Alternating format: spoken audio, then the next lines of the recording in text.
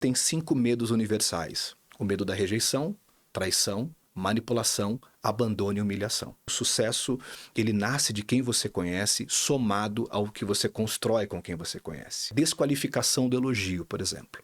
Você é tão bonita, mas são seus olhos. Que espaço legal, mas falta pintar ali. Que comida boa, mas falta sal. Que carro legal, mas nem lavei ele ainda. Ela desqualifica o elogio o tempo todo. Tem 3 coisas que a pessoa que essa trava tem nunca fará. Qual é? É dizer: eu recebo, eu mereço, eu agradeço. Meu nome é Rony Santos, sou neuropsicólogo de negócios. Estudo como o cérebro cria a mente, e hoje vou compartilhar com vocês sobre como destravar todo o nosso potencial para mais, para levar a nossa vida profissional e pessoal para um próximo nível de resultado. Rony, em qual momento a pessoa percebe que a trava está dentro dela mesma? Uma boa pergunta, né? Em qual momento a pessoa percebe que a trava está dentro dela mesma, né? Ela começa a perceber que essa trava está dentro dela quando ela é exposta a um conteúdo de que existe essas travas, tá? Porque, como eu comentei com você uma vez, existem 3 tipos de conhecimento. Tem aquilo que você sabe, tem aquilo que você sabe que não sabe, e tem aquilo que você não sabe que não sabe. Tá? Então, a maioria dos nossos bloqueios ou travas neuropsicológicas residem naquilo que a gente não sabe que não sabe. Tem 2 psicólogos que criaram uma metodologia chamada janela de Johari, onde eles dividem as pessoas em 4 áreas, né? A primeira janela é a janela aberta, que é aquilo sobre a Darcy, que está claro para a Darcy e claro para o Rony. Altura, tom de voz, roupa que ela veste, ela está claro para todos nós. Temos a segunda área da janela, que é a janela cega, que é aquilo que está oculto para a Darcy, mas claro para o Rony. Então, essas travas neuropsicológicas estão na sua janela cega, naquilo que está oculto para você, mas claro para o outro. Claro para o outro, não que o outro saiba que é uma trava, mas o outro percebe por meio do teu comportamento que tem alguma coisa ali. É muito natural você encontrar alguém e as pessoas dizerem para esse alguém: poxa, tá ali alguém com tanto potencial, mas pouco resultado. Que eu nunca vi essa expressão, né? Alguém com tanto potencial, mas pouco resultado. Então, as travas psicológicas residem ali, nessa janela oculta. Tem uma outra janela que a gente chama de, desculpa, janela cega, mas a outra janela é a janela oculta, que é aquilo que está claro para Darcy, mas ela esconde dos outros. Ela não quer que os outros saibam. Ela oculta dos outros. Porque existem 5 medos universais: o medo da rejeição, traição, manipulação, abandono e humilhação. Então a gente não mostra para as pessoas para poder evitar reviver um desses 5 medos. E aí nós temos a outra janela, que é a janela desconhecida. Então, imagina 4 áreas, aberta, você tem a janela cega, onde ficam as travas neuropsicológicas, a janela oculta, que é aquilo que a Darcy sabe sobre a Darcy, mas ela não revela para os outros, e a janela desconhecida, que é onde habita o nosso potencial para mais. Ali habita o nosso potencial para mais. Uma pesquisa foi feita sobre quantos computadores são necessários para que você possa ter um cérebro humano artificial com o mesmo poder de processamento, e as pesquisas mostram que é necessário aproximadamente 15 mil computadores de última geração, né? E aí a proposta desse estudo é mostrar que todo ser humano carrega uma genialidade dentro dele. Ou seja, a gente chama de potencial herdado. Mas existe o potencial herdado e o potencial manifesto. Ou seja, aquilo que eu herdo, todo ser humano herda, e aquilo que ele consegue manifestar no dia a dia. Então, o desafio que fica para nós é como eu transformo esse potencial herdado em potencial manifesto. Como é que eu manifesto isso nas minhas relações? Como é que eu manifesto isso nos meus negócios? Como é que eu manifesto isso na minha área financeira? Como é que eu manifesto isso? Esse é o principal desafio, tá? Porque, na verdade, potencial significa poder não manifesto. Isso que é potencial. Então, quando você fala, tá ali alguém com muito potencial, é que ele tem um poder que não sabe como manifestar. E eu sempre falo, né? Não existe mágica, existe método para você conseguir manifestá-lo. E a pessoa, ela percebe ou ela mesma, ou porque alguém fala: nossa, você tem muito potencial e por que que você não dá aquele passo, né? Hoje você é um especialista que você ajuda a pessoa a destravar. Uhum. Como que é a construção dessa ponte, né? Como que você ajuda a pessoa a percorrer esse caminho? Tá. Tudo começa, eu procuro orientá-la a identificar essas travas. Tá? Primeiro passo, tudo começa com a identificação das travas. Então, existem 8 travas neuropsicológicas. Quais são essas 8? A primeira trava chama-se crença autolimitante. A crença autolimitante, qual a diferença entre uma ideia e uma crença? Tem um pensador, Schopenhauer, que ele fala o seguinte, que a ideia é quando a sua mente tem um pensamento. A crença é quando esse pensamento tem a sua mente. Tá? Então é quando esse pensamento começa a tomar essa pessoa. E quando se fala de crença autolimitante, existem 5 tipos de áreas para onde essas crenças vão. A crença ligada a si mesmo, que aparece em expressões como eu sou tímido, eu sou desorganizado, eu sou bagunceiro, eu sou fechado, eu sou extrovertido. Na verdade, as pessoas não são, as pessoas estão, entendeu? Esse microfone é um microfone. Eu não sou, então eu estou. Eu posso estar o que eu quiser hoje, tá? Hoje eu estou neuropsicóloga, eu posso estar chefe de cozinha se eu quiser, ou até um fotógrafo, então eu não sou, eu estou. A segunda crença aparece em relação ao outro, e aparecem expressões como as pessoas são. As pessoas são complicadas, são difíceis, as pessoas são isso, são aquilo outro. E se eu tenho uma crença limitante em relação às pessoas, eu nunca vou criar uma relação ganha-ganha com elas. Não dá. Né? Se eu desconfio das pessoas, não dá. Eu sempre falo que o sucesso, ele nasce de quem você conhece, somado ao que você constrói com quem você conhece. Então, se eu tenho uma crença limitante em relação ao outro, logo eu não vou construir nada com ele. E aí eu deixo de acessar lugares que eu só acessaria com ele. A terceira crença limitante é a crença ligada à vida. Então, a vida é dura, complicada, complexa, a vida é difícil, tá? Se eu tenho uma crença limitante em relação à vida, eu nunca vou criar um caso de amor com ela. Eu sempre vou ver o momento presente como meu inimigo, cujo qual eu quero me livrar dele para acessar algo no futuro, tá? A quarta crença é a crença limitante ligada ao trabalho. Então, muitas pessoas têm uma crença de que o trabalho é o mal que se abateu sobre a raça humana. Tanto que muitas pessoas enxergam o empresário como um senhor feudal, o gerente como capataz e ela é o escravo que vai ser chibatada de segunda a sexta. E tem expressão tanto que eu vou pro trampo. E trampo é uma feita de tortura utilizada pelo senhor de engenho para punir o escravo quando não coletava os algodões necessários. Então a pessoa tem uma crença ligada a trabalho, e se eu tenho uma crença ligada ao trabalho, ninguém se torna melhor fazendo o que odeia. Ninguém põe na mesa. E a última crença é ligada ao dinheiro. Né? Então, o dinheiro é a raiz de todo mal. Eu poderia passar aqui o dia inteiro falando sobre várias crenças ligadas ao dinheiro. E essa crença limitante ligada ao dinheiro impede as pessoas de criar, de fato, riqueza, de construir riqueza. Porque ao mesmo tempo que ela trabalha e coloca o pé no acelerador para ter dinheiro, a crença limitante dela faz ela colocar o pé no freio. Então, ao mesmo tempo que ela acelera para ter, ela vai criando um mecanismo de autossabotagem para voltar de novo para o cheque especial, para o endividamento do cartão de crédito. Enfim, ela vai criar mecanismos muito sutis para não ter dinheiro. Tá? Então, ela fica nesse caminho dos ratos. Então, a primeira trava neuropsicológica é as crenças limitantes que vão transitar por essas 5 áreas que compartilhei com você. A segunda trava é a autoimagem desfavorável. A autoimagem desfavorável, você trabalha com o campo da imagem.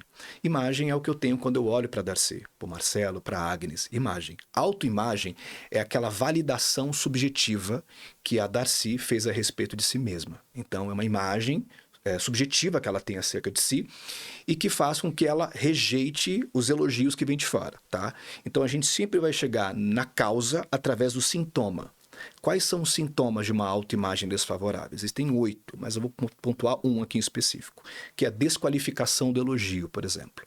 Você é tão bonita, mas são seus olhos. Que espaço legal, mas falta pintar ali. Que comida boa, mas falta sal. Que carro legal, mas nem lavei ele ainda. Ela desqualifica o elogio o tempo todo. Tem 3 coisas que a pessoa que essa trava tem nunca fará. Qual é? É dizer, eu recebo, eu mereço, eu agradeço. Ela não recebe isso, ela rejeita. E tudo aquilo que você rejeita nunca virá sobre a sua vida. Então, a pessoa que tem autoimagem desfavorável sofre muito da síndrome do impostor. Você pode trabalhar com ela, mandar fazer uma peça sob medida, procurar um alfaiate, mas ela vai se sentir muito ruim naquela peça, entendeu?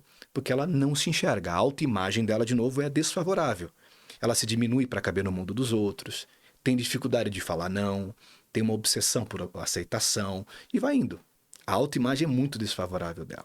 Aí você tem a terceira trava, que é a mentalidade fixa. É aquele jeito fixo de pensar. A pessoa que tem essa trava não é ela que se adapta ao ambiente. É o ambiente que tem que se adaptar a ela. Um dos sintomas da mentalidade fixa é o PLA, que a psicologia chama, que significa preconceito limitador do aprendizado. Então ela olha, é nova demais, é velho demais. Mas isso daqui eu já conheço, já fui. Isso eu conheço, já participei de vários eventos. É um jeito muito fixo de pensar. E é um preconceito, que é um conceito preconcebido que impede ela de acessar um aprendizado específico. Ela está muito fixa naquilo, tá?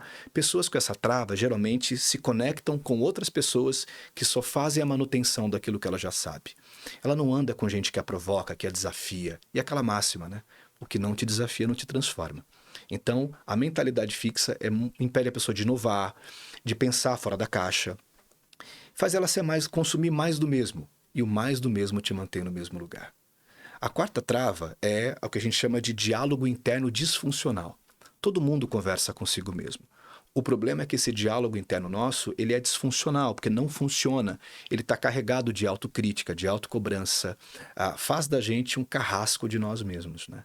E essas travas que eu estou descorrendo aqui agora, não só como um pesquisador que há mais de 15 anos estuda sobre o cérebro e a mente, mas como alguém que vivenciou na pele, está aprisionado por elas, né?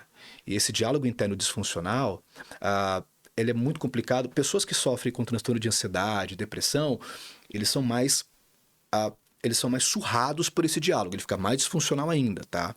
Mas todo mundo tem um diálogo interno disfuncional, por conta do algo chamado PAN, significa pensamentos automáticos negativos. Todo mundo tem um pensamento automático negativo. Mas entender quando o seu diálogo interno está disfuncional e conseguir quebrar esse ciclo é crucial para que você se torne um aliado de si mesmo, porque o diálogo interno disfuncional, ele cria um jogo mental chamado 1-1. Então é você contra a sua mente. E a equação é 0, entendeu? Então, quem depende muito dele é, por exemplo, atletas, quem trabalha com natação, quem trabalha com jogos mais individuais, por exemplo, que você tem que estar sós consigo mesmo. O próprio empresário é um esporte individual, assim, meio solitário algumas vezes, porque você tem que tomar decisões. E aí, quando tudo der errado, você não fechou o contrato que gostaria, o diálogo interno aparece. A quinta trava neuropsicológica chama-se postura de autoproteção. O que é a postura de autoproteção? São padrões de comportamento que você adota no dia a dia para evitar uma de 5 feridas emocionais, que é ou a rejeição, ou a traição, a manipulação, o abandono e a humilhação. Então, eu adoto posturas no dia a dia com os meus colaboradores, com o meu namorado, namorada, cônjuge, nas minhas relações sociais, para evitar reviver isso. Em algum momento da vida, a gente conheceu uma dessas coisas. Eu não quero passar por isso de novo. Então, eu vou ter uma postura de autoproteção. E aí, quais são os sintomas da postura de autoproteção? Existem 9 sintomas dessa postura e um deles, muito clássico, chama-se perfeccionismo. Então, o perfeccionismo nada mais é do que uma postura de autoproteção. Tá? Então, é aquela pessoa que quer aquela coisa muito...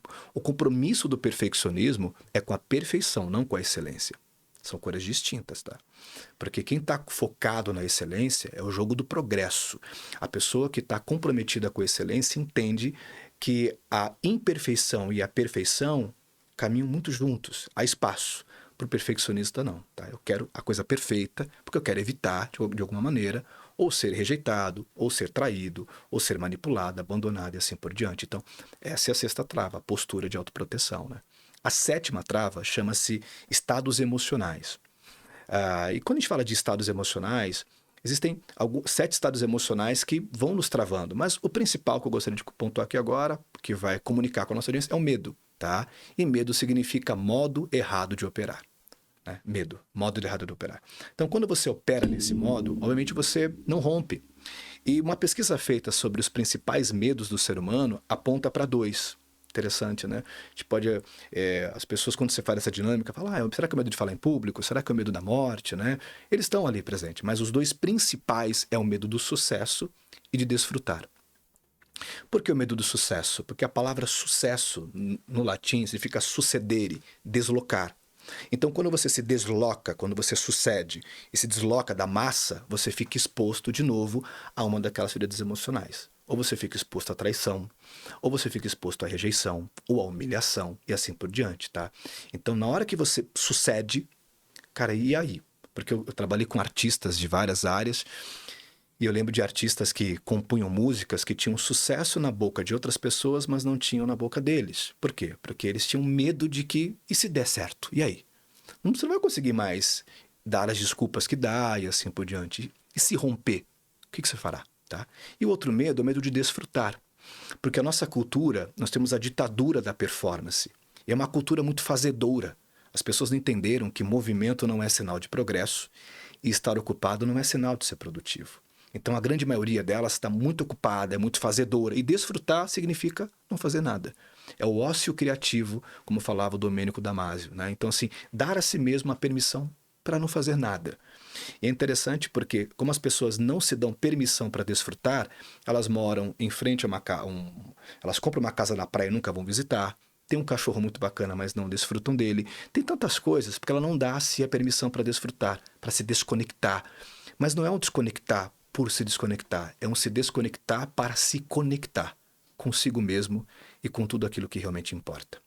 E aí, a última trava neuropsicológica é as estratégias equivocadas, né? Ou seja, é a meta sem método. Então, amadores têm meta, profissionais de elite têm método. O que te faz alcançar um próximo nível de sucesso e de valor é o método, não a meta apenas. A meta sem método é vazia, tá legal. Qual vai ser o seu método para isso, né? Então, quando a gente fala de estratégia equivocada, é a meta sem método. E o outro ponto são os vícios. Todo vício é uma estratégia equivocada. Pode ser o vício em pornografia, álcool, trabalho, o vício em jogos. Todo vício é uma estratégia equivocada. Por que é o vício? O vício é uma estratégia de enfrentamento. O viciado em alguma coisa é aquele que toma aquela estratégia para enfrentar uma dor emocional muito profunda que ele carrega. Ou seja, todo ser humano tem um passado que está presente. E esse passado que está presente não foi trabalhado. Tá? Então, o vício é uma estratégia equivocada que ele usa para enfrentar uma dor que ele carrega já há muito tempo, mas que não foi trabalhada. Então, essas são as 8 travas neuropsicológicas e que, de novo, as pessoas passam a ter consciência delas quando são expostas. Agora que eu estou falando, quem está nos ouvindo ou nos vendo pelo canal do YouTube vai falar, caramba, ele vai se identificar. E aí, tudo começa a partir dali, tá? Porque a única maneira de você se livrar de uma prisão é percebendo o que está nela. Eu estava pensando exatamente isso agora, porque a pessoa ela pode ter uma trava, mas quando você agora foi desmembrando, eu acredito que ela tenha mais do que uma e elas se interligam. Isso. Né? E a pessoa consegue sozinha, Rony, a partir do momento que ela percebe isso, qual que é o caminho para ela melhorar isso, para ela tentar sair dessa região, ela atravessar a ponte, né? Destravar e ir para o próximo passo. Olha, Próximo nível. primeiro passo importante, né? Ela precisa se conectar com alguém, de ajuda externa. Tem 3 coisas na vida que você nunca fará sozinho. A primeira coisa é mudar, não uma mudança solitária. Pessoas são como elevadores, né? Te levam para cima ou para baixo. Segunda coisa que você nunca fará sozinho é chegar. Eu falo que só chega sozinho quem fez alguma coisa errada ao longo do caminho. Não tem com quem contar. Mas e a terceira coisa é realmente, e a terceira coisa que você não faz sem ajuda é superar. Não há superação solitária, né? Precisa de alguém te ajudando. Até porque não tem como um dentista arrancar o próprio dente. Então, você precisa de alguém para poder.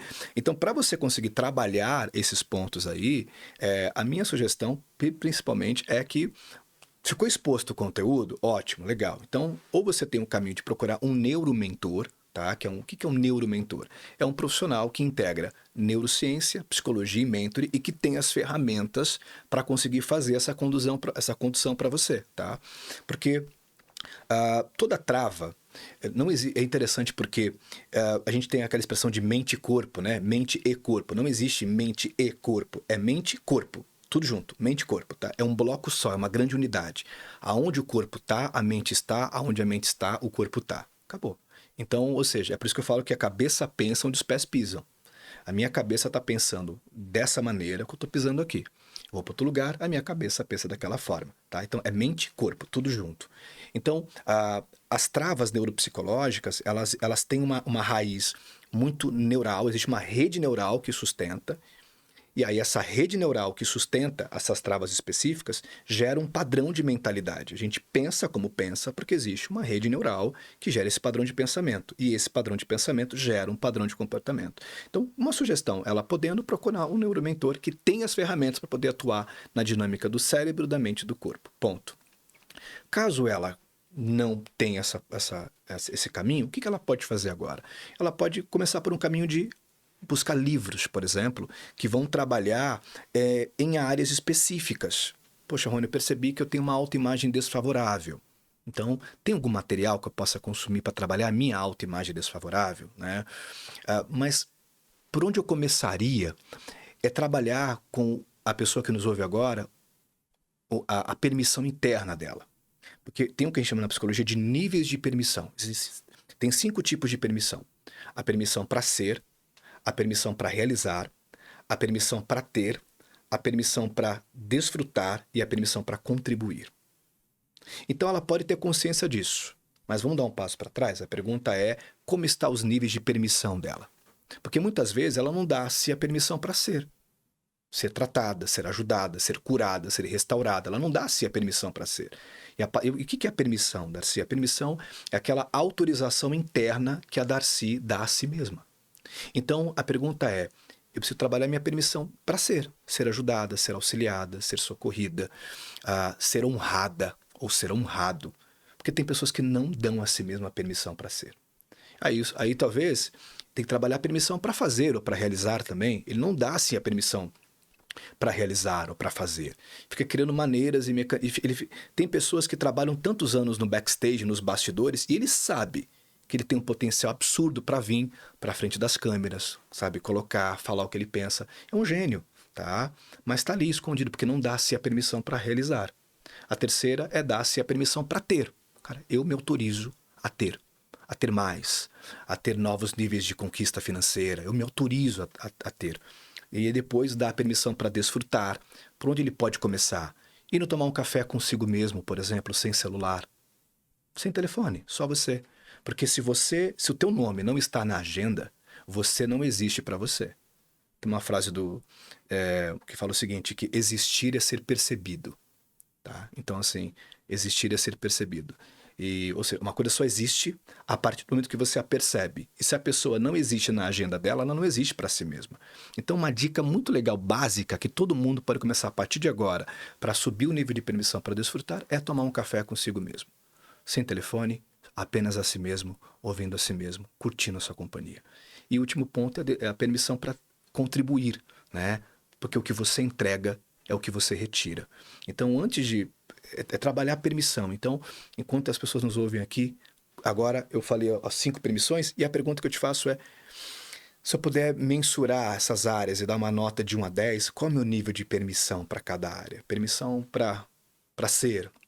Eu me dou realmente permissão para ser? Ser eu mesmo, sabe? Ser leve, ser aberto. Me dou essa permissão. Eu iria por esse caminho. Ô, Rony, isso é muito complexo, né? Até bem pouco tempo atrás, e é bem pouco tempo mesmo, né?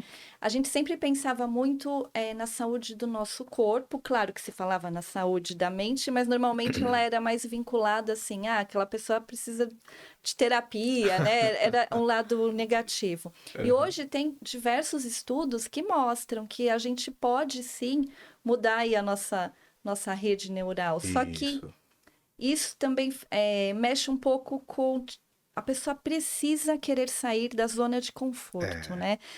Quando você tá ali na zona do conforto, você não vai mudar nada, né? E por que é tão difícil, né, Rony? A pessoa falar, eu quero mudar, eu detectei aí, como você acabou de elencar para nós o problema, mas só que isso faz com que ela tenha que enfrentar, né, e sair dessa zona de conforto. É interessante porque para o cérebro 3 cores vêm primeiro, o que é confortável, previsível e familiar, chama de CPF, tá? Então, gostei disso, CPF. CPF, confortável, previsível e familiar. Então, para o cérebro é o que vem primeiro, o que é confortável, o que é previsível e o que é familiar. Então, muitas pessoas, não é que elas ficam numa zona de conforto, ficam numa zona de familiaridade. A maioria das pessoas prefere viver o inferno previsível do que o paraíso desconhecido. Então, ela está num trabalho, por exemplo, que é um inferno previsível. Ela trabalha com o que não gosta, faz o que não gosta, trabalha com quem não gosta, mas é o inferno que ela consegue prever. Ela prevê que no final do mês vai ter um salário X, assim por diante. Mas tem um paraíso desconhecido, quer empreender, quer montar um ecossistema como esse, que ela não. Tá? A mudança não é tão simples assim quanto se fala, né? Fala-se muito na internet, parece tão simples, né? A gente tem muito bala de prata. É porque o mercado hoje da autoajuda, ele virou basicamente um mercado de pessoas desorientadas tentando orientar outros, né? É uma fábrica de bolacha mesmo, assim. Parece um prato de sopa, ele é extenso, mas ele é raso, não tem profundidade. Mas por que mudar não é tão simples quanto se fala? Porque a mudança não é só mental, a mudança é biológica. Dar um exemplo, tá? Então, a pessoa, ela quer mudar a maneira de pensar dela em relação a dinheiro, por exemplo. Vamos pegar e entender. Nós temos aproximadamente 100 bilhões de neurônios. A função desses neurônios é captar os estímulos externos, ele capta os estímulos externos, traduz isso e transforma ele numa resposta. Então, estímulo e resposta, tá? Esses estímulos podem ser via experiência real ou via experiência imaginária. O cérebro não sabe separar a experiência real da imaginária. As duas experiências para ele acontecem. Então, vamos supor que ele tem uma experiência dolorosa em relação ao dinheiro, cresce numa família onde os pais têm uma relação de muita escassez com o dinheiro, por exemplo, tá? Então, ele tem um estímulo externo e pega isso. Esse estímulo externo, esse pensamento, por exemplo, dinheiro é a raiz de todo mal, esse pensamento, a linguagem do corpo ela é eletroquímica. Todo estímulo externo é traduzido no corpo em eletricidade e química, só isso. Então, o pensamento começa como impulso elétrico, depois se transforma numa química, que é um neurotransmissor. Então, vamos pegar aqui, dinheiro não presta, por exemplo, começou como impulso elétrico, libera uma química, que é um neurotransmissor. Esse neurotransmissor atinge uma outra região do cérebro chamado hipotálamo, ou hipocampo, e essa região libera substâncias químicas pela corrente sanguínea chamado peptídeo. O peptídeo é como se fosse o carteiro químico do corpo. Ele tem a função de fazer uma célula. Ele liga, ele tem a função de... É como se fosse o Bluetooth, ele tem a função de fazer o meu corpo sentir da maneira como acabei de pensar, tá? Ele vai parear o cérebro com o corpo, o peptídeo. Então ele vai e começa. Então o pensamento, dinheiro não presta, ele vai ser liberado pela corrente sanguínea via peptídeo para que o meu corpo sinta da maneira como acabei de pensar. O problema é que não existe vício emocional, como dizem por aí. O corpo não se vicia na emoção, ele se vicia na química que corresponde a uma emoção. Então, todos nós temos uma dependência química, e essa dependência química é na química que corresponde àquele pensamento. Então, se eu tenho uma crença, um pensamento de dinheiro não presta, esse pensamento libera uma química, e aí, essa química liberada segunda, terça, quarta, quinta, sexta, o meu corpo se vicia na química que corresponde àquele padrão de pensamento. Quando eu paro de pensar aquilo, é como se o meu corpo dissesse para o meu cérebro: Rony, eu estou sentindo falta daquela química. Por favor, volte a pensar novamente daquela maneira para que eu sinta o que eu sentia quando você pensava daquele jeito. A gente chama isso de ciclo pensar, sentir, sentir, pensar. Entendeu? Então imagina que aqui agora tem uma seta, tá? Então a maneira como eu penso libera uma química que faz com que eu sinta, o jeito que eu sinto produz novos pensamentos correspondentes a ele, porque o cérebro é o CEO do corpo, tá? Então o cérebro fala: cara, o Rony tá sentindo meio triste, eu vou gerar mais pensamentos que correspondem àquela tristeza. E a pessoa fica presa nesse ciclo: pensar, sentir, sentir, pensar. Pensar, sentir, sentir, pensar. A grande massa das pessoas está presa nesse ciclo, tá? Nesse ciclo. E não sabe como sair dele. De novo, porque o corpo está viciado na química que corresponde àquele sentimento, então, àquele pensamento. Então, muitas vezes você fala: cara, eu vou mudar. Só que para mudar, eu tenho que parar de pensar assim. Só que para parar de pensar assim, eu vou colocar o meu corpo também numa abstinência da química que corresponde àquilo. Olha para algumas coisas. Por que você acha que a pessoa que é tão viciada em reclamação, embora ela saiba que não é bom reclamar, mas continua reclamando, continua reclamando, continua reclamando, por que ela faz isso? Porque o corpo dela está viciado na química que corresponde aos pensamentos que vêm da reclamação. Vamos no caso de relacionamento, aquela pessoa que está numa relação tóxica e abusiva, ela termina a relação, passa-se um tempo, ela volta para a mesma relação ou para uma relação um pouco semelhante. Vamos pensar no caso da pessoa que volta para a mesma pessoa. Não é porque ela gosta de sofrer, nada disso, tá? É porque o corpo dela está viciado na química que corresponde àquela relação abusiva, tá? Então, assim, tudo, o corpo fica viciado em qualquer tipo de química, tá? Então, a mudança, ela não é só mental, ela é química, ela é fisiológica também. Então, ter essa consciência, que é uma coisa que tenho certeza que a tua audiência nunca ouviu, muda completamente o jogo. Fala: caramba, então não é tão simples assim como se fala por aí, tá? E aí depois o cara fala: porque você é um preguiçoso, blá, blá, blá. Nada disso. Não, é porque não é tão simples assim. Mas, em contrapartida, não é entrar numa guerra de você contra você, não é uma guerra, não é uma guerra civil aqui dentro, não. Mas o primeiro ponto é aceitar que isso está aqui dentro e ganhar consciência, porque o grande ponto é que as pessoas estão inconscientes de que elas estão inconscientes. Então, eu estou inconsciente de que eu não estou consciente de que isso está acontecendo comigo. Então, quando você começa a estar consciente de que você está consciente de que isso está acontecendo, você começa a assumir o comando, a assumir o controle, o governo. Eu sempre falo que quem não governa é governado, tá? Quem não lidera é liderado. Então, a pessoa não sabe que está nesse ciclo. E sair dele, tudo começa com o processo de ganhar consciência. Cara, eu estou nesse ciclo. Pensar, sentir, sentir, pensar. Eu estou nele. O nosso grande desafio é tirar a pessoa desse ciclo, tá? Eu tiro empresários desse ciclo, artistas desse ciclo. Porque eu sempre falo para eles que sucesso sem felicidade é a pior expressão de fracasso. Então, eu nunca vou ser feliz nesse ciclo. Preciso sair dele, tá? E quando eu saio dele, o jogo muda completamente. Então, mudar é uma jornada, viu, Darcy? Não é um salto quântico, é um processo. Não é tão simples, né? Não. E aí passa tudo, né, Rony? Passa o vício em rede Vai social, embora. em game, enfim, tudo, né? Exato. Tudo que você vicia, né? Fica viciado. De novo, o corpo fica viciado na química que corresponde àquele padrão de pensamento, por exemplo. Ele fica viciado nisso. Então, é muito interessante, porque olha que interessante, quanto mais o teu corpo fica viciado na química que corresponde àquele pensamento, o teu corpo, no futuro, se torna a própria mente. Então, fala tanto de inconsciente. O que é o inconsciente, né? O inconsciente, na verdade, é o próprio corpo, tá? Então, assim, a mente inconsciente é o corpo viciado na química que corresponde àquele modo de pensar. Eu estou trazendo tudo isso aqui agora, como fala o pessoal de Recife, para esculhambar com a cabeça de quem nos ouve, Isso entendeu? é ótimo, é o que, é o que a gente quer aqui. Né? Então, para esculhambar com a maneira e para não ser mais do mesmo no teu programa que merece um conteúdo diferenciado. Então, É o que a gente quer. a proposta é, cara, pensa nisso. Ô, Rony, e tudo isso passa pelo autoconhecimento? Quanto maior for esse autoconhecimento, mais você consegue controlar Legal. a sua mente ou não? É interessante porque tudo isso, o que antecede? Fala-se muito do autoconhecimento, né? Do conhecer a si mesmo. Mas tem uma coisa que antecede o conhecer a si mesmo. É o conhecer sobre si mesmo. Entendeu? Então, primeiro eu conheço sobre mim para depois conhecer mais de mim. Então, o que é conhecer sobre mim? É conhecer sobre o meu cérebro. É conhecer sobre o meu corpo. É conhecer sobre a minha mente. Tá? Então, primeiro eu conheço mais sobre e depois mais de.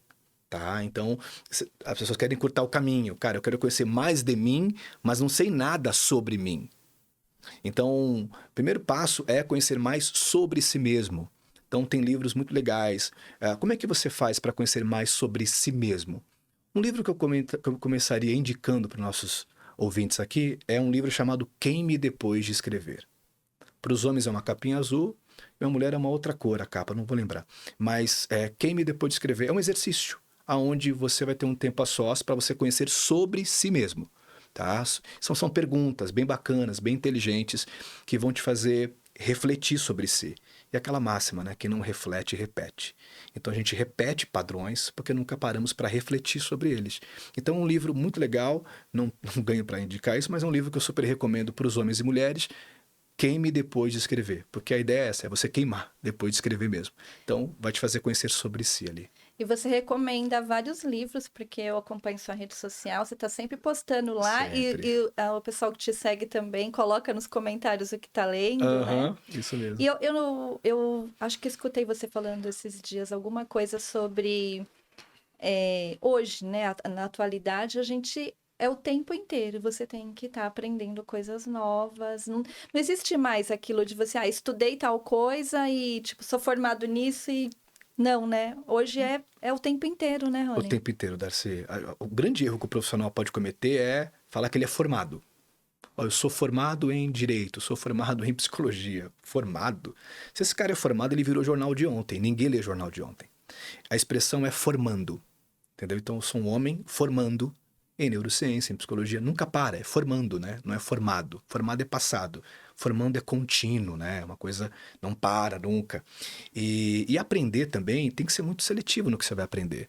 Porque tem muita gente, por não saber fazer uma curadoria, antigamente tinha poder quem tinha a terra, na época do senhor de engenho, na época da colonização. Depois que a Revolução Industrial, passou a ter poder quem tinha o aço e os meios de produção. Depois, com a revolução do conhecimento tecnológico, passou a ter poder quem tinha o conhecimento. Hoje em dia, não tem mais o poder quem tem o conhecimento. Hoje em dia, tem o poder quem sabe organizar esse conhecimento e transformá-lo numa ação direcionada. Esse é o desafio de hoje. Não é conhecer, mas é saber fazer uma boa curadoria e organizar de maneira estratégica. Porque se eu não sei organizar esse conhecimento, em vez de navegar nas informações, eu vou naufragar na informação. Eu naufrago. E esse excesso de conhecimento, como é exposto, só aumenta a ansiedade, gera procrastinação, porque uma das causas da procrastinação é o excesso de alvos, é o que a psicologia chama de paralisia da análise. Você fica paralisado pelo excesso de opções, é todo mundo dizendo o que você tem que fazer, entendeu? Ó, faz isso, faz aquilo, parará, e aí você fica paralisado. Então, aprender a realmente navegar no conhecimento, na informação, em vez de naufragar na informação. Então, saber fazer uma boa curadoria é muito importante, tá? E essa curadoria nasce de entender, fazer as perguntas certas. E as perguntas certas, por exemplo, em relação à vida profissional, pode ser: como eu preciso pensar para levar a minha carreira a um próximo nível de valor? Como? Beleza, aí eu vou começar a buscar livros e conteúdos que vão me ajudar a desenvolver essa maneira de pensar, tá? Porque como as pessoas hoje não sabem fazer essa curadoria, a grande maioria delas se tornou especialistas de coisas inúteis. A gente está cheio de especialista de coisa inútil. Ele é especialista, ele sabe quem traiu, a contratação do futebol. Ele sabe disso tudo, ele está sempre antenado, mas ele é um especialista de coisa inútil, daquilo que realmente é importante, sobre como o cérebro funciona e como ele pode destravar e trazer à luz todo esse potencial para mais que ele carrega, ele não sabe te falar. A gente fala, né, que é tanta informação que a gente ficou burro, né? Ficou Porque é burro. tanta coisa vindo o tempo inteiro. Desculpa interromper, mas é rapidinho. Você está na playlist Mentorando. E nessa série eu trago convidados para lá de especiais. Eles estão aqui com a finalidade de compartilhar conhecimento, vivências e experiências. Tenho certeza que isto vai agregar na sua vida pessoal e profissional. Mas se você é novo por aqui, já se inscreva no canal, deixe o seu like e, por favor, deixe aqui o seu comentário. Isto vai fazer com que esse vídeo chegue até mais pessoas. É importante separar um tempo sabático para você não ouvir ninguém a não ser você mesmo. Uma dica que eu dou para os meus alunos é, cara, separa um tempo, mas não ouça ninguém a não ser a si mesmo e mergulha nos livros, vai estudar, para você ser uma voz e não um eco. Entendeu? Porque senão você vira um eco, repetindo falas dos outros. E aí você não descobre a tua mensagem, o que você realmente tem de relevante para falar para as pessoas. E nem todo aquele que diz alguma coisa tem algo para dizer, né? Ô, Rony, quando você chegou aqui, a gente estava ali conversando no nosso cafezinho, eu falei para você que uma coisa que me chamou muita atenção no seu trabalho é porque quando a gente tenta pesquisar coisas de neurociência, passa, claro, muito pelo que a gente acabou de falar aqui, que é a pessoa. Mas você tem um trabalho muito focado com empresas e principalmente na área financeira. E eu achei isso, assim, muito bacana. Eu queria que você me falasse um pouco sobre isso.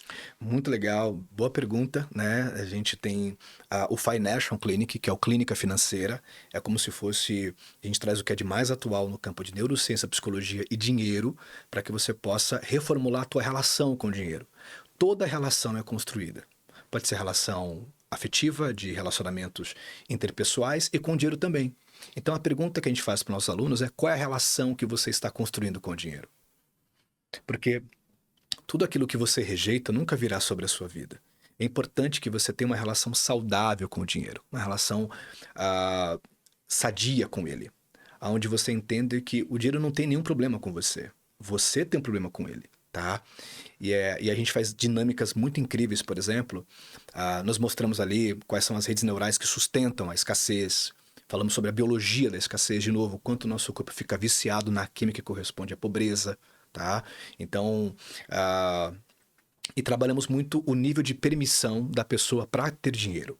Dar mais a si mesmo permissão para ter dinheiro, permissão para construir riqueza. Porque na vida não tem lugares marcados. Quando se fala de dinheiro, nós temos 3 tipos de dinheiro, como eu comentei com você. Aquele que você ganha, aquele que você perde e aquele que você deixa de ganhar. E você deixa de ganhar porque a sua versão atual não suporta esse objetivo. Então imagina uma xícara de café e nós temos uma uma bolinha maior. Essa bolinha não vai entrar na xícara porque a versão atual dessa xícara não suporta esse objetivo. Tem que alargar esse bocal, ok?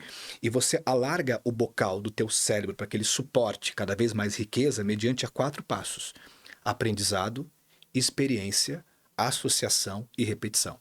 Então, o cérebro, ele é como se o teu cérebro fosse uma massinha e você é uma artesã. Então, você consegue remodular teu cérebro, a gente chama de neuroplasticidade, mediante esses 4 passos: aprendizado, experiência, associação e repetição. Aprendizado, experiência, associação. Então, esse ciclo vai modelando o teu cérebro.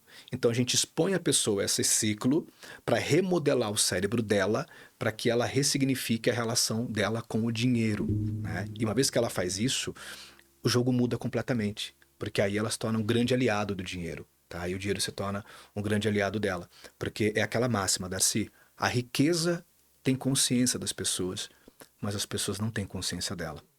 Então, às vezes, a pessoa parece aquele homem que morava numa região montanhosa e ficou sabendo que estava tendo a febre do ouro. O que ele fez? Ele vendeu o terreno dele para comprar maquinários para poder achar os diamantes que soube que estava tendo ali na região onde ele morava. O problema é que ele não sabia como o diamante se parecia. O que ele fez? Vendeu tudo por uma pechincha. Uma outra pessoa comprou esse terreno e ele foi embora, se aventurou por aí, saiu caminhando, trabalhou pra caramba. Depois de um ano não achou os diamantes, entrou em depressão e acabou se matando. E o homem que havia comprado o terreno dele, que ficava próximo a um riacho, achou um carvão minério, que é o diamante no primeiro estágio.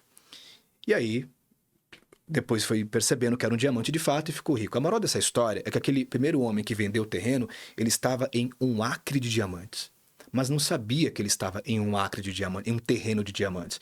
Mesmo que ele nunca estudou sobre diamantes, não sabia como o diamante se parecia e não tinha consciência disso. A maioria dos profissionais estão em 1 acre de diamante. Tem muito dinheiro na mesa, só que eles não sabem como... eu sempre falo, onde se ganha R$1, se ganha 1 milhão. Mas não é o mesmo jeito de pensar. Então, o primeiro milhão é o mais difícil, mas o segundo, ele é inevitável pela pessoa que você se torna. Falando de um jeito bem leigo, eu poderia dizer que a gente pode trabalhar o nosso cérebro, treinar o nosso cérebro do mesmo jeito que a gente treina um músculo, por exemplo, quando a gente vai lá na academia? Com certeza, até porque o cérebro ele está no corpo. Então, toda leitura que você faz, até para alguém que está nos ouvindo agora, envolve o cérebro, entendeu? Então, tudo que acontece no cérebro ocorre de maneira física. Tudo. Os neurônios estão trabalhando o tempo todo e estão trabalhando para se manterem vivos, para sobreviver principalmente. Ok? Então, a gente consegue treinar o cérebro como se treina o corpo porque o cérebro está no corpo. Ele faz parte do corpo. Então, por exemplo, você pode treinar o cérebro através de uma corrida, de uma caminhada, de uma atividade física. Isso treina o cérebro. Até porque a área do cérebro responsável pela coordenação motora é o cerebelo. Então, para fazer qualquer tipo de coordenação, cruzar as pernas, qualquer tipo de movimento, eu uso o meu cerebelo, por exemplo. E ao fazer atividades que requer coordenação motora, isso contribui também para que eu tenha uma coordenação mental, porque está tudo interligado. Agora, a leitura vai trabalhar outra região do cérebro, né? Tocar um instrumento, por exemplo, fazer uma pintura, vai trabalhar várias regiões do cérebro. O cérebro precisa de estímulo. Eu sempre falo para as pessoas, a região do cérebro, tenta imaginar o teu corpo como uma grande empresa. Só que essa empresa tem um CEO, que é o chefe do corpo todo, chamado lobo frontal. O lobo frontal, ele é o CEO do corpo todo, tá? E ele é movido a desafio. Então, quanto mais livros você dá para ele, mais livros complexos, aqueles livros que não está acostumado a ler, quanto mais desafio você dá a ele, mais ele é estimulado. Quanto menos desafio você dá a ele, menos ele é estimulado. E por ser menos estimulado, nós temos 2 caminhos. Ou eu faço do meu cérebro um mapa para o futuro, ou faço dele um registro do passado. Quando é que ele vira um mapa para o futuro? É quando eu estou sempre expondo a ele desafios novos, conhecimentos novos. Então ele vai estar sempre se reformulando para poder redesenhar e encontrar novos caminhos. Quando é que ele vira apenas um registro do passado? É quando eu cometi suicídio intelectual. É quando eu não leio nada. É quando você vai na casa de alguém e a televisão dela é maior do que a estante de livros, né? A TV é enorme. E a livraria dela tem 3, 4 num canto escondido, entendeu? Ali está alguém que acha que consumir coisas de TikTok está fazendo alguma coisa de relevante para o mundo. Não. Então, ele precisa de desafio, porque o cérebro é como um banco. Quanto mais você deposita, mais você saca. Então, você consegue exercitar ele através de atividade física, leitura desafiadora. Cara, leia livros desafiadores que te provoquem mesmo. Vai fazendo isso, vai subindo tua régua. E aí você vai levando ele para um próximo nível de performance, de percepção. E principalmente livros que não fazem a manutenção daquilo que você já acredita. Livros que confrontem. Então, se a pessoa tem uma espiritualidade, acredita em Deus, por exemplo, cara, leia um livro de um ateu, por exemplo, tá? De um jornalista. Estou pegando aqui um exemplo bem extremo. Se você é da área de fotografia, lê alguma coisa de psicologia, porque você vai pegando áreas que você não está acostumada, dando um novo desafio para o teu cérebro, um novo estímulo para ele, e dessa maneira ele vai aumentando o repertório dele, tá? E quanto mais ele aumenta o repertório dele, mais ele se torna um mapa para o futuro, e um mapa mais amplo, com novos caminhos, com novas rotinas, com novas possibilidades de lidar com aquilo. E aí você passa a ter um super cérebro. E você fala isso numa palestra sua, que você fala para as pessoas estarem com pessoas que pensam diferente. Isso. Que é fundamental, não estar com pessoas que pensam igual, né? Exatamente. Agora, você me falou aí, me deu duas perguntas, né? Deixa eu escolher uma. Você falou sobre passado e futuro. Uhum. Né? Hoje a gente fala muito em depressão e fala muito sobre ansiedade. Uhum. Né? Como que a gente tem um equilíbrio? Ficar no presente. Tá. Na verdade, tudo que a gente faz tá ligado à memória, que é passado, tá? Então, imaginação é futuro, memória é passado. O que é uma terapia? Quando alguém vai na terapia? A terapia nada mais é do que uma pessoa que procura um profissional para dividir com ele suas memórias. Toda terapia não é sobre futuro, é sobre passado, por exemplo, tá? Então, é passado. Eu vou pegar algo da minha memória, que eu não trabalhei, não ressignifiquei, e vou colocar isso. O tempo todo a gente está recorrendo à memória, ao passado. O tempo todo.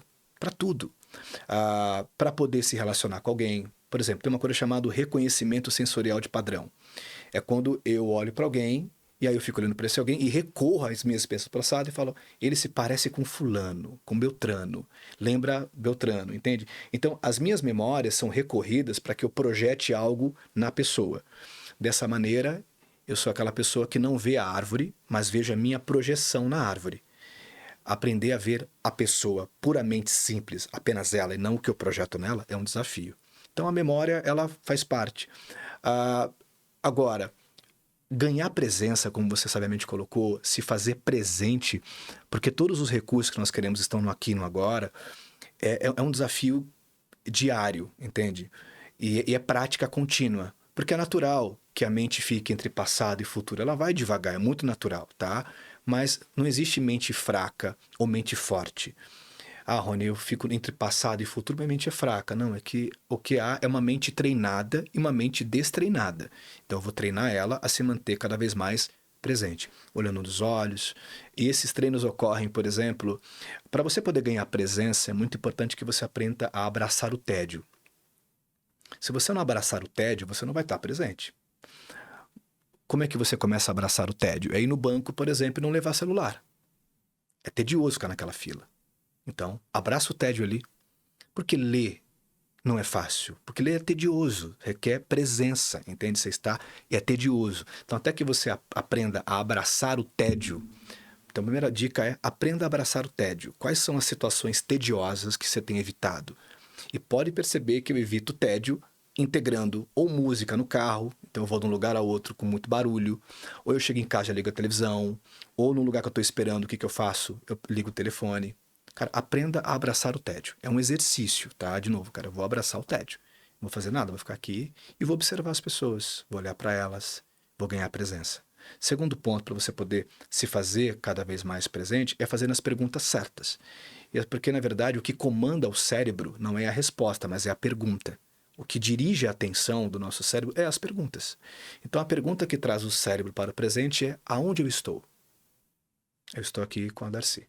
O que eu estou fazendo? Estou conversando com ela. Acabou. E aí, essa pergunta te traz de volta para o presente. Aonde eu estou? Eu estou na academia. O que eu estou fazendo? Na esteira. Perfeito. Acabou. Então você vai se trazendo para o presente, você vai ganhando consciência quando a sua mente vaga, entende? É um exercício diário, tá? Então fazer as perguntas que trazem a mente de novo para o presente. E o terceiro passo é você exercitar, treinar através da meditação. Isso é muito importante, tá? É um exercício diário. E como, assim, para quem nunca meditou, que dica eu daria para essa pessoa? O nosso cérebro, ele opera por frequências, tá? Se você for num neuro, por exemplo, ele vai utilizar uma máquina chamada eletroencefalograma que mede a frequência elétrica do cérebro. Então, ele tem 4 tipos de frequência.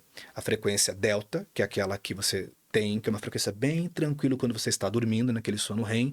Quando você acorda pela manhã e está ali bocejando, começando a acordar, você tem uma frequência teta, que ele chama, que é um pouco mais intensa. Quando você acorda, vai para a cozinha, prepara seu café, você está numa frequência alfa, que é um pouco mais desperta, mas calma ainda. Aqui na conversa comigo, a tua frequência é a frequência beta, de alerta, mas um alerta focado, calmo.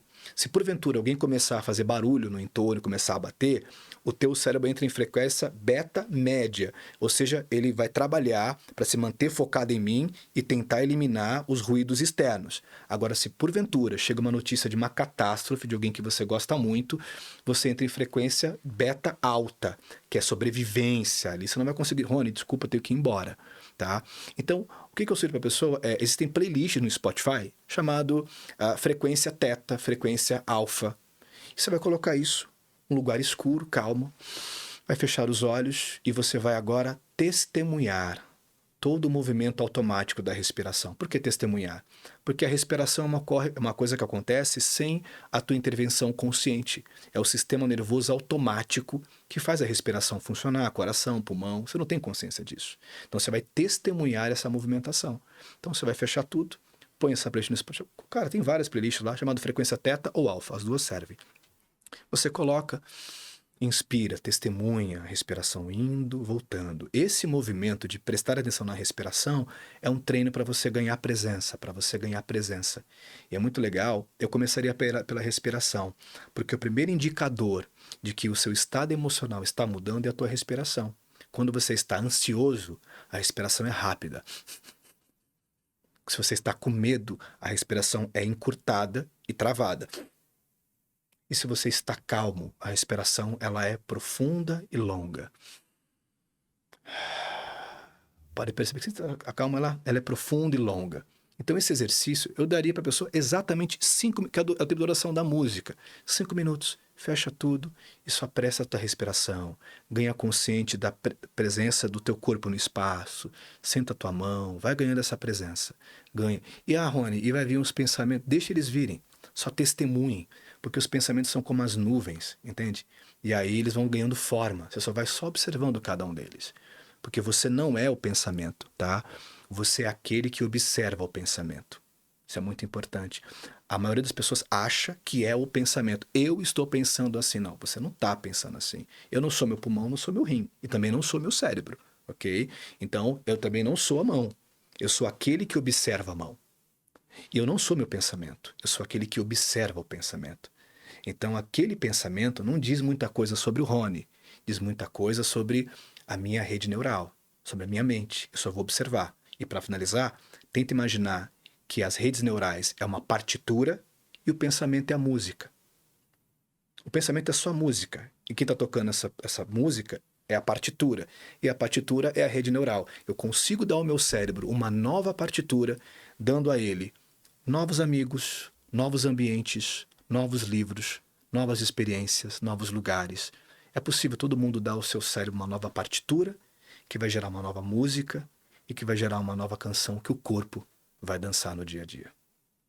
Nossa, que fim.